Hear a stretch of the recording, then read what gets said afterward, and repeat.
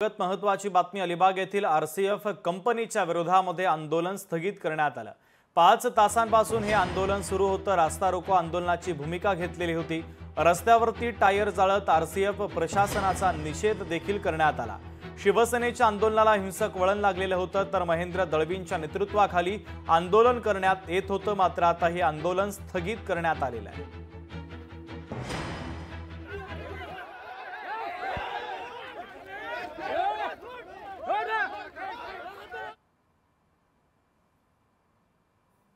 जो शब्द मुख्यमंत्री महोदयांनी आम्हाला गेले 6 महिन्यापूर्वी या नवीन विस्तारीकरणाच्या वेळी दिला होता आणि जे पत्र त्यांनी जे पी नड्डांना दिलं, त्या पत्राच्या अनुषंगाने मला असं वाटतं केंद्रीय समिती मंत्री महोदय याच्यात आधीताजी निर्णय घेऊन जिल्हाधिकारी किंवा CMD आरसीएफ यांना लिखित पत्र स्वरूपात माझ्या 141 PAPंचा जो प्रश्न मूळ आहे तो आणि इतर मच्छीमारांचा प्रश्न असेल किंवा इथल्या स्थानिकांचा जे प्रश्न आहेत तो न्यायिक पद्धतीने सोडवतील।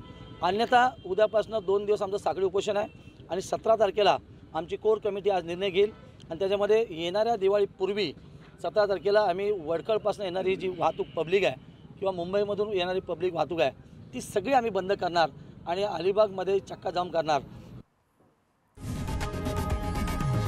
लोकशाही मराठी ऐका, पहा, जागरूक रहा।